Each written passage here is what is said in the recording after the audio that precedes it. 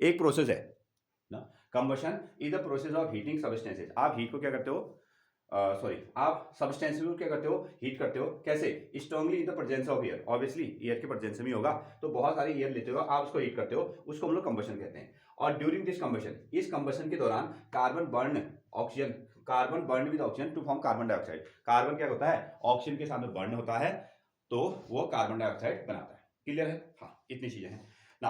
अब देखिए इस पे, जैसे किसी भी चीज को आप ना बर्न करोगे, कागज लेके आओगे, उसके पास में भी कार्बन है, तो जैसे आप उसको जलाते हो तो कार्बन डाइऑक्साइड गैस निकलती है, और साथ में क्या होता है, कोई भी चीज जलाते हैं तो उजाला हो जाता है, और वहां का अपने हाथ सेकने के लिए ऐसे बैठ जाते हो, उसमें से क्या निकलती है आपकी, लाइट भी निकलती है। उजाला भी होता है, लाइट निकलती है, और उसमें से क्या निकलती है, हीट भी निकलती है। तो सिंपल फॉर्मेट में, तो ये जनरल चीजें हैं। जैसे आपने क्या लिया, कार्बन लिया, ये हो गया आपके पास में कार्बन, और उसके साथ में आपने ऑक्सीजन लिया, इसको ना ऑक्सीजन आपने लिया, और क्या बन जाएगा आपका CO2 gas, carbon dioxide gas बनेगी, इसको आप जानते हो। यही हमने ऊपर लिखा भी है, कार्बन डाइऑक्साइड गैस, ये बन गई। और आपको क्या मिलने वाली है, हीट, हीट मिलने वाली है, और आपके रूम पे, कमरे पे क्या हो जाएगा, उजाला भी हो जाएगा। अगर आपने आग जलाई हुई है तो हीट एंड लाइट भी इसके साथ में मिल रही है, यही है।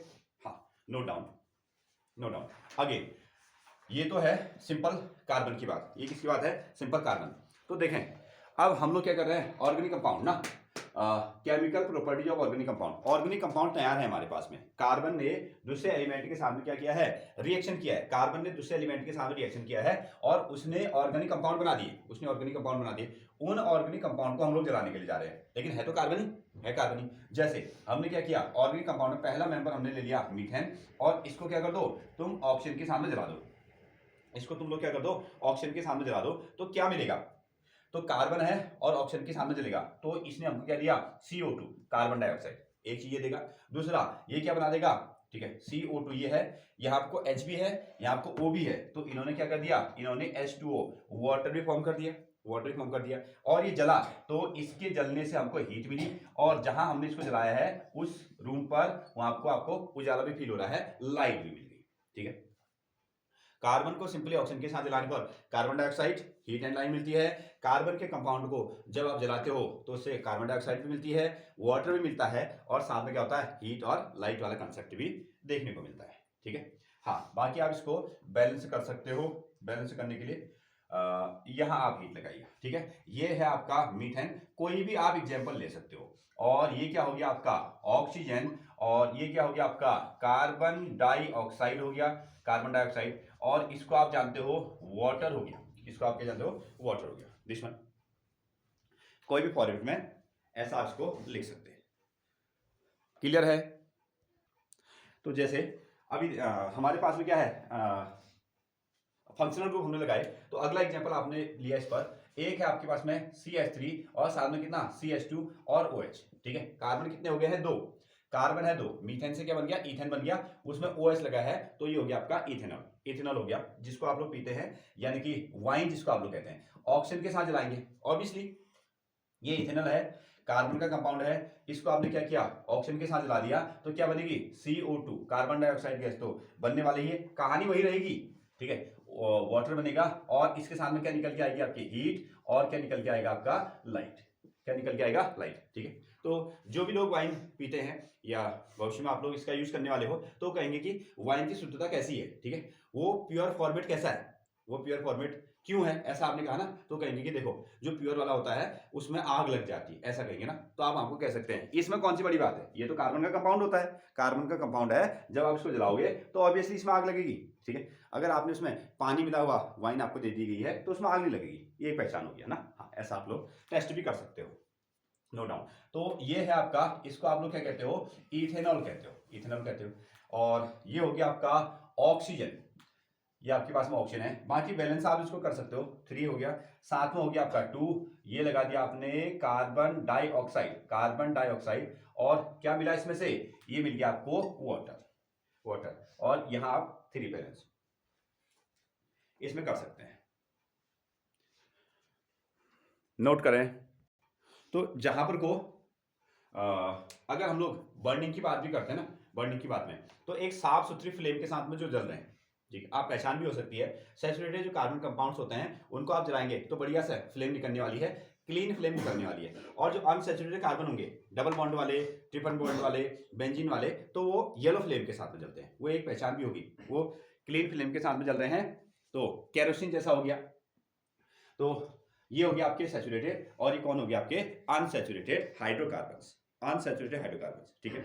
तो आजकल तो हम लोग किसका यूज करते हैं ना, घरों में जो हमने यूज किया है विशेष किसका यूज करते हैं, एलपीजी ना, एक आप एलपीजी का यूज करते हैं, और दूसरा क्या हो गया आपका सीएनजी, ठीक है। एलपीजी और सीएनजी का आप लोग इसमें यूज कर रहे हैं। ये भी क्या है, कार्बन के कंपाउंड्स भी हैं, कंपाउंड्स ही हैं, कहीं ना कहीं इसमें कार्बन है।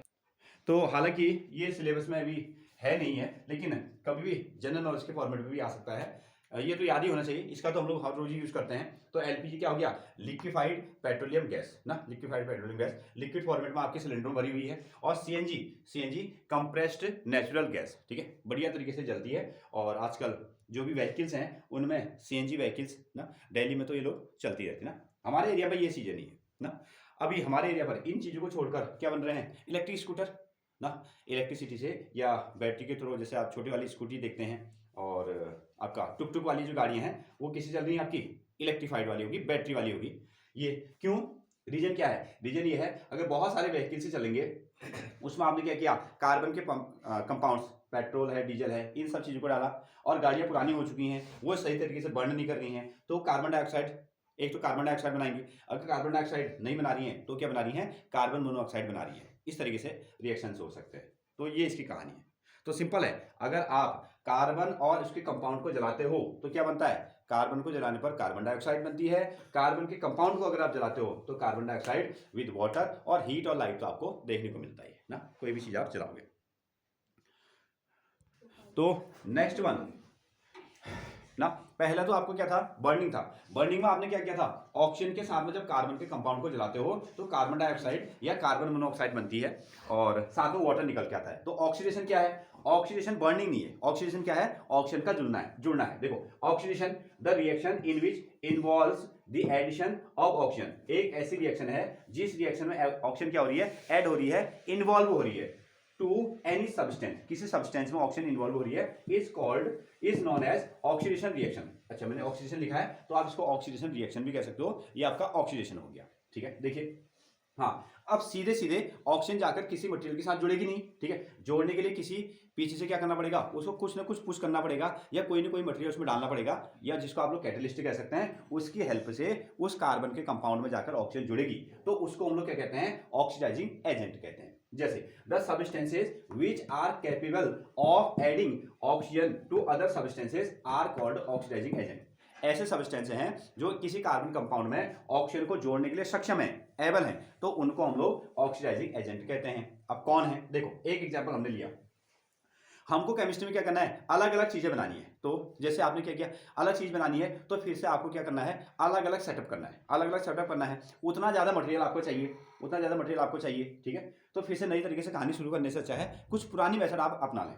तो हमारे पास में क्या था, एल्कोहल था, क्या था, इथाइल एल्कोहल था। तो हमने क्या किया, उसके साथ में ऑक्सीजन ली, इसको हम लोग निशेंट ऑक्सीजन कहते हैं, नहीं तो ऑक्सीजन को आप क्या लिखते हो, O2 लिखते हो। तो यहाँ क्या है, ये ऑक्सीजन सिंपली O है, और इसमें हमने क्रोमियम का क्या मिला दिया, ऑक्साइड, CrO3 को हम लोग क्रोमियम का ऑक्साइड कहते हैं। और ये कैसा नेचर है, CH3COH, ये आपका एसिडिक एसिड है, मतलब कि इसका नेचर हमने क्या किया, एसिडिक नेचर लिया, इसका हमने कैसा नेचर लिया, एसिडिक। तो इसको हम लोग क्या कहेंगे, ऑक्सीडाइजिंग एजेंट कहेंगे।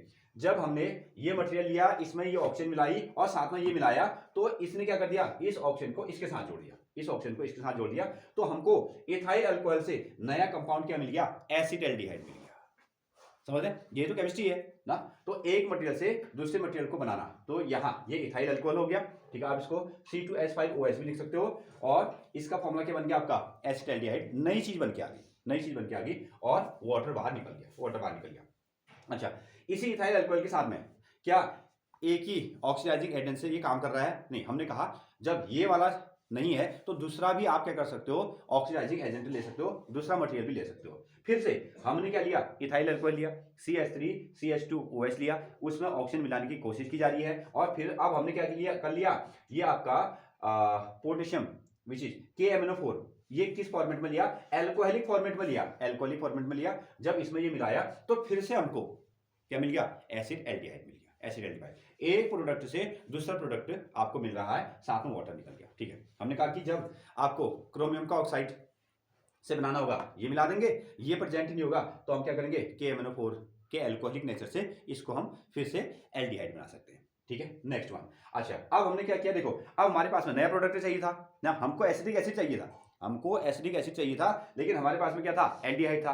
तो हमने एल्डिहाइड लिया, उसमें ऑक्सीजन मिलाने की तैयारी करी, और अब इसमें इसके अगले पोर्शन पर जो ये मटेरियल बना था, ठीक है, फिर से हमने ये अब हमने KNO4 लिया, लेकिन उसका नेचर कैसा है, एल्कलाइन, बेसिक नेचर है उसका, बेसिक नेचर है, और एल्डिहाइड से आपको क्या मिल गया, एसिडिक एसिड प्राप्त हो गया, ठीक है। हाँ, तो एक प्रोडक्ट से दूसरा प्रोडक्ट, ऑक्सीडेशन का मतलब हो गया, ऑक्सीडेशन का मतलब हो गया ऑक्सीजन का जुड़ना, ठीक है। 1 मार्क्स से क्वेश्चन बनते हैं। इथाइल अल्कोहल में जब आप ऑक्सीजन को जोड़ोगे तो क्या बनेगा, एल्डिहाइड। इथाइल अल्कोहल में अगर आप KMnO4 को ऐड कर दोगे, ठीक है, उसके हेल्प से क्या बनेगा, अगेन एल्डिहाइड बन जाएगा। और एल्डिहाइड में फिर से आपने ये मटेरियल मिलाया, तो एल्डिहाइड से क्या प्राप्त हो सकता है, एसिटिक एसिड आपको मिल सकता है, गेन कर सकते हैं, प्राप्त हो सकता है, ये इसका मतलब है। क्लियर। हाँ, तो अलग से भी ये आपके क्वेश्चन बनते हैं, क्लियर है। तो देखो पहली चीज तो ऑक्सीजन को आपने कैटालिटिक हाइड्रोजन, ऑक्सीजन को आपने क्या किया, कार्बन कंपाउंड के साथ में ऐड कर दिया, तो उसको हमने ऑक्सीडेशन रिएक्शन नाम दिया। अब एडिशन रिएक्शन स्पेशली किसके लिए यूज हो रहा है, हाइड्रोजन के लिए हो गया। तो पहले तो देखें कि एडिशन रिएक्शन क्या है, a chemical reaction in which two reactants molecules get added to form a single molecule are called addition reaction. जब दो मॉलिक्यूल आपस में जुड़ जाते हैं, तो उसके लिए हम लोग क्या कहते हैं, एडिशन रिएक्शन कहते हैं, ठीक है। अच्छा, यहां वर्ड आपको मिलता है कैटालिटिक हाइड्रोजनेशन का क्या मतलब है, कार्बन और इट्स कंपाउंड ये बड़े फेमस रहते हैं। तो कार्बन के पास में जब सिंगल बॉन्ड होता है, कोई कंपाउंड ऐसे हैं जब कार्बन सिंगल बॉन्डेड में है, उसको हम लोग कहते हैं सैचुरेटेड हाइड्रोकार्बन से कहते हैं, तो वो एडिशन रिएक्शन शो नहीं करेंगे, ठीक है। और जब कार्बन क्या है, डबल बॉन्ड और ट्रिपल बॉन्ड में, ध्यान दो, जब कार्बन डबल बॉन्ड और ट्रिपल बॉन्ड में, यानी कि इथीन और इथाइन वाले जो हैं, वो अपने साथ क्या कर सकते हैं, हाइड्रोजन को जोड़ सकते हैं, क्या सीधे सीधे जोड़ सकते हैं, नहीं, उसमें कुछ कैटेलिस्ट मिलाना पड़ेगा, फिर उसमें हाइड्रोजन मिलाना पड़ेगा। तो क्या करेंगे, अपने नेचर में अपने उसमें हाइड्रोजन को जोड़ देते हैं, तो इसको हम लोग क्या कहते हैं, कैटालिटिक हाइड्रोजनेशन कहते हैं, कैटालिटिक हाइड्रोजनेशन। देखिए तो ठीक है, क्वेश्चन से हम लोग समझते हैं। देखिए यहाँ आपका हमारे पास में कार्बन है, कार्बन और कार्बन कौन सा है, डबल बॉन्ड में, केवल ये डबल बॉन्ड और ट्रिपल बॉन्ड के लिए लागू होता है। तो यहाँ आपने क्या कर दिया, यहाँ हाइड्रोजन होंगे, यहाँ क्या होंगे, हाइड्रोजन होंगे। हाइड्रोजन को हमने कैसे लिखा है, हाइड्रोजन को हमने R से लिखा है। हमको ये पता नहीं कि यहाँ कितने हाइड्रोजन है, ठीक है। तो डबल बॉन्डेड वाला आपका अनसैचुरेटेड हाइड्रोकार्बन बन गया, और इसके साथ में आपने क्या मिला दिया, हाइड्रोजन को ऐड करने की तैयारी चल रही है, ध्यान दें, हाइड्रोजन को ऐड करने की तैयारी चल रही है, लेकिन हाइड्रोजन इसमें ना सीधे सीधे ऐड नहीं होगा। इसके लिए आपको क्या करना पड़ेगा, या निकिल इसमें मिलाना पड़ेगा, या तो आप क्या मिलाओगे, निकिल, या तो आप इसमें क्या मिलाओगे, पैलेडियम। ये फेमस आपके कैटलिस्ट हैं, निकिल है, पैलेडियम है। साथ में आपने क्या किया, इसको थोड़ा सा हीटअप कर दिया, तो जो नया मटेरियल बनेगा, जो आपका नया मटेरियल बनने वाला है, वो क्या है, वो आपका सिंगल बॉन्डेड बन गया। वो क्या बन गया, वो सिंगल बॉन्डेड बन गया। अनसैचुरेटेड हाइड्रोकार्बन हमारे पास में है, उसमें क्या करो, हाइड्रोजन को मिलाओ, लेकिन मिलाने के लिए कुछ कैटलिस्ट उसमें डालो, तो आपको क्या मिलेगा, सैचुरेटेड हाइड्रोकार्बन से मिल जाएंगे। इसी को हम लोग कहते हैं कैटालिटिक हाइड्रोजनेशन, चलिए एक एग्जांपल हम लोग लेते हैं। देखिए हमारे पास में इथीन, ठीक है, पहला मेंबर कौन हो गया, इथीन, CH2 डबल बॉन्ड कितना हो गया आपका, CH2, ये इसमें कहानी है। और आपने इसमें क्या मिलाया, हाइड्रोजन को मिलाने की तैयारी हो रही है, और क्या क्या चीज आप इसमें मिला सकते हो, इसमें आप सिंगली निकिल मिला दो, उसको क्या कर दो, उसको आप हीट कर दो, हीट करने के बाद में 473 तक आपने इसको 473 केल्विन तक आपने इसको हीट किया, और बदले में आपको क्या मिल गया, CH3 ये आपको मिल गया। इसको आप क्या लिख सकते हो, C2H6, ठीक है। ये था आपका इथिन, ठीक है, ये क्या था आपके पास में, इथिन थी, ठीक है, इथिन थी, और ये डबल बॉन्डेड वाला है, और यहाँ पर C2H6 बन गया, और इसका नाम क्या है, इथेन है, इसका नाम हो गया आपका इथेन, ठीक है। दो कार्बन है, ठीक है, यहां भी दो कार्बन है, डबल बॉन्डेड है, इसका नाम है इथेन, यहां भी दो कार्बन है, सिंगल बॉन्डेड है, तो ये बन गया आपका इथेन ना। एक मटेरियल से दूसरे मटेरियल को हम लोग बना रहे हैं, ठीक है, क्योंकि प्योरली उसको नहीं बना सकते, हम तो तरीके ढूंढेंगे ना। एक मटेरियल है तो उसी से हम लोग काम चलाएंगे। डबल बॉन्डेड या ट्रिपल बॉन्डेड वाले हाइड्रोकार्बन में किसी कैटेलिस्ट की हेल्प से जब हम लोग हाइड्रोजन को मिलाते हैं तो उससे आपको सिंगल बॉन्डेड वाले या सैचुरेटेड हाइड्रोकार्बन बनते हैं। इस प्रोसेस को एडिशन रिएक्शन कहते हैं या कैटेलिटिक हाइड्रोजनेशन कहते हैं। ठीक है, वेरी इंपॉर्टेंट, नोट डाउन। और भी इसमें एक फेमस एग्जांपल रहता है, उसको भी हम लोग आगे लिखने वाले हैं ना। इथाइन हमारे पास में हाइड्रोजन को मिलाने की कोशिश चल रही है, पीटी, या तो आप इसमें क्या मिलाओगे पीटी प्लेटियम, और या तो आप इसको मिलाओगे पीडी प्लेडियम। ठीक है, ये प्लेडियम है, और इससे आपको क्या मिलेगा, इथेन मिल जाएगा। तो CH3 बॉन्ड कितना, CH3 दो कार्बन आ गए, और साथ में हाँ सिंपली आप इसको अगर ऐसा नहीं लिखना चाहते हो तो क्या है, C का 2 H का 6 आ गया। अनसैचुरेटेड हाइड्रोकार्बन, उसमें आपने हाइड्रोजन को मिला दिया। ठीक है, हेल्प क्या ली, किसी कैटेलिस्ट की, या तो पीटी या तो पीडी, और आपको सैचुरेटेड मिल गया। ये था आपका इथाइन, तो इसने बना दिया है ईथेन, इसने बना दिया ईथेन। ठीक है, इससे आप ये बना सकते हो, इससे भी आप ये बना सकते हो। नाउ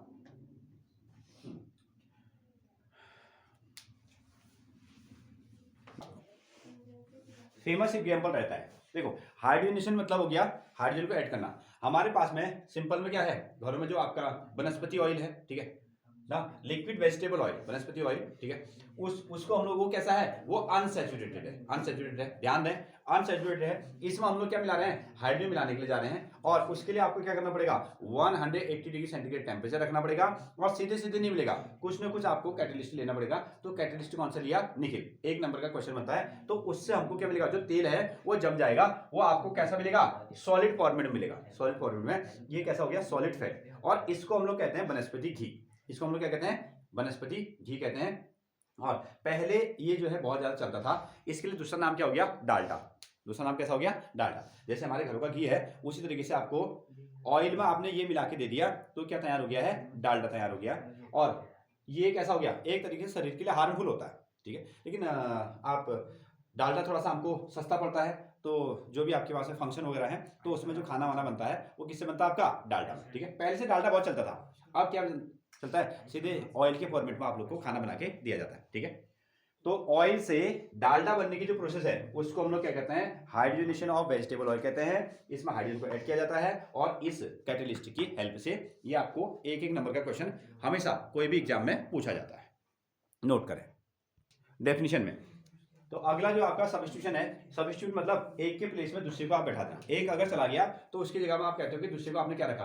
तो यहाँ कहानी है, एक कंपाउंड आपके पास में था, this reaction involves the replacement of atoms और ग्रुप ऑफ एटम। एक कंपाउंड से कुछ एटम्स चले गए या एटम्स के ग्रुप चले गए, ठीक है, किसके कारण चले गए, of atoms from another atom, दूसरे एटम उसकी जगह पर आ गए, दूसरे वाले एटम ने पहले वाले एटम को या ग्रुप ऑफ एटम को हटा दिया, उसको हम लोग सब्स्टिट्यूशन रिएक्शन कहते हैं। लेकिन उससे क्या हुआ, without any change in structure, उनके स्ट्रक्चर में कोई भी बदलाव नहीं आया।